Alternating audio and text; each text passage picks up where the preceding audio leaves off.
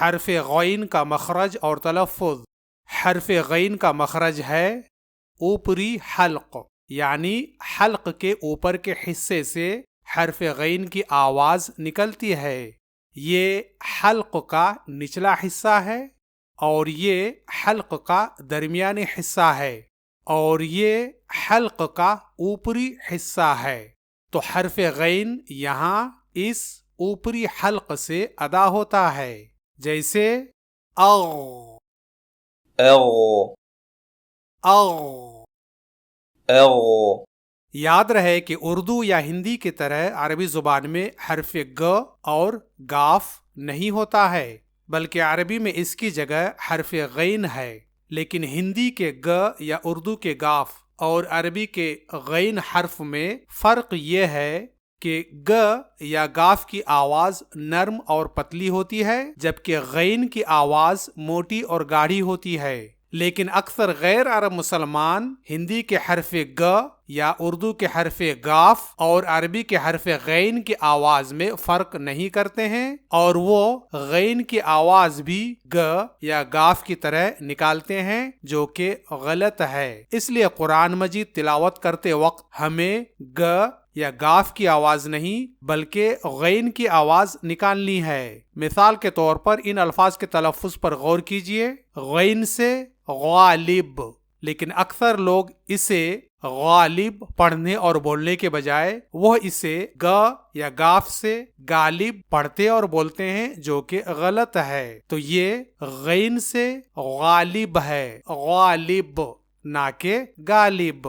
اسی طرح غین سے غلام، لیکن اکثر لوگ اسے غلام پڑھنے اور بولنے کے بجائے وہ اسے گ یا گاف سے غلام پڑھتے اور بولتے ہیں، جو کہ غلط ہے۔ تو یہ غین سے غلام ہے، غلام غلام نہ کہ غلام۔ اسی طرح غین سے غور، غور و فکر، لیکن اکثر لوگ اسے غور پڑھنے اور بولنے کے بجائے وہ اسے گ یا گاف سے غور پڑھتے اور بولتے ہیں، غور، جو کہ غلط ہے۔ یہ غین سے غور ہے، غور نہ کہ غور۔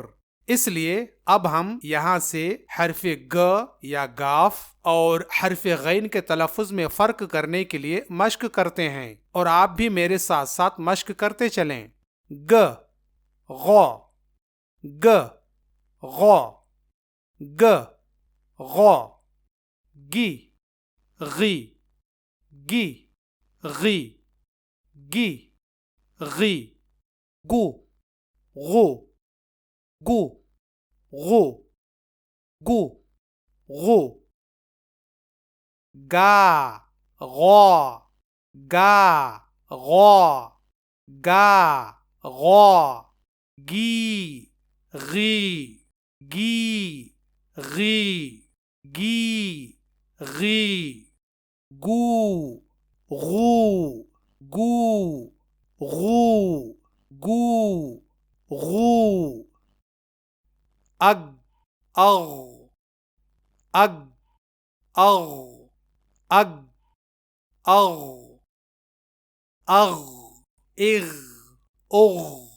غ غی غو غلبت غا غی غو اغ اغ اغ اغ اغ اغنياء اغ اغترف اغ اغشيت غ غيب غي غشاوة غو غلف غا غالب غي يغيظ غو يبغون